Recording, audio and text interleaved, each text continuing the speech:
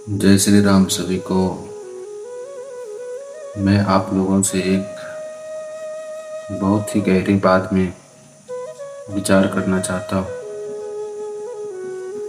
जो शायद आप लोगों की आंखें खोल दे, जीवन का दृष्टि बदल दे।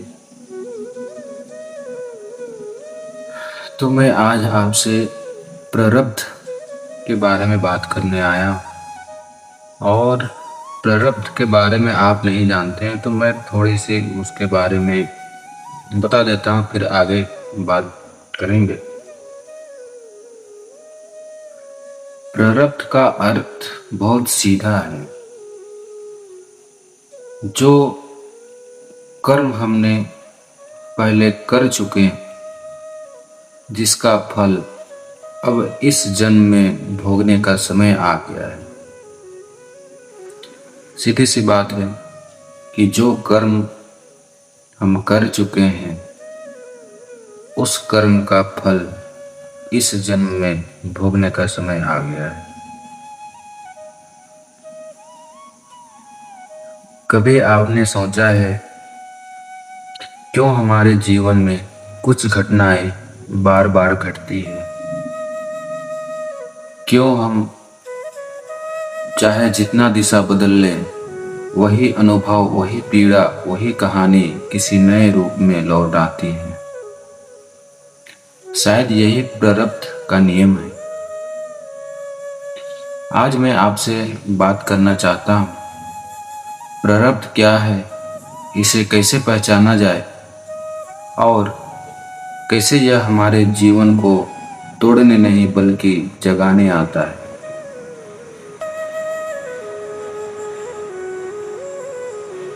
हमारे हर विचार, हर कर्म, हर भावना एक बीज की तरह ब्रह्मांड में बोई जाती है। कुछ बीज तुरंत फल देते हैं, इन्हें कहते हैं कर्म फल, और कुछ बीज समय लेकर परिपक्व होते हैं, वही हमारे प्रारब्ध कर्म बन जाते हैं। जब समय पूरा होता है, ये बीज जीवन की परिस्थितियों, लोगों और अनुभवों के रूप में अंकुरित होते हैं।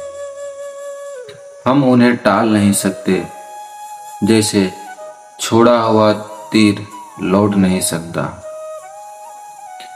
पर इनसे सीखने का तरीका हमारा अपना होता है।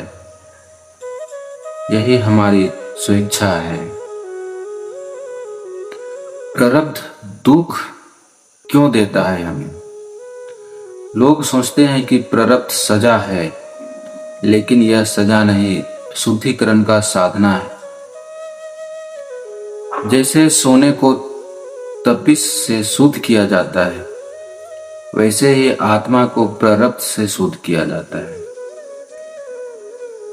प्रारब्ध हमें हमारे चेतना की गहराई में ले जाता है, ताकि हम वही न बने जो समाज चाहता है, बल्कि वही बने जो हमारी आत्मा वास्तव में है। इसलिए जब कोई रिश्ता टूटता है, जब कोई सपना बिखरता है, जब जीवन बार बार परीक्षा लेता है, तो समझिए आत्मा आपको किसी नए स्तर पर उठाने आई है। प्रारब्ध को कैसे पहचाने? प्रारब्ध को पहचाना नहीं जा सकता है जब तक आप अपने भीतर सुनना नहीं सीख जाते। जब कोई कार्य या कोई व्यक्ति आपके भीतर लगातार गूंजता है, मन उसे भूलना चाहता है, पर आत्मा उसकी पुकार होती है, तो समझिए यह आपका प्रारब्ध है। और जब आप उस दिशा में कदम रखते हैं, तो सारी परिस्थितियां अपने आप खुलने लगती हैं, मानो ब्रह्मांड ने खुद रास्ता बना लिया हो आपके लिए। यही संकेत है कि आप अपने प्रारब्ध का मार्ग पर हैं। प्रारब्ध का उद्देश्य क्या है? प्रारब्ध का उद्देश्य केवल फल देना नहीं, बल्कि आपको विकसित करना है।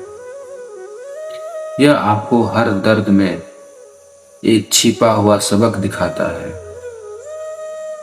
जब आप दुख को स्वीकार करते हैं, तो वह दुख नहीं रहता, वह ध्यान बन जाता है। आपकी चेतना धीरे धीरे जगने लगती है। जब चेतना जगती है, तो स्वतः आत्मा का विकास होने लगता है। आपके विचार बदलते, आपकी दृष्टि बदलती है, और एक दिन आपको एहसास होता है कि जिस दर्द से मैं भागता था, वही तो मुझे मेरे सच्चे मार्ग पर ला रहा था। प्रारब्ध से मुक्ति कैसे मिले? मुक्ति का अर्थ भागना नहीं है, मुक्ति का अर्थ स्वीकार करना है। जब आप कह देते हैं, हाँ यह मेरा है, यह मेरा सीखने का समय है, तो उसी क्षण प्रारब्ध की शक्ति टूटने लगती है।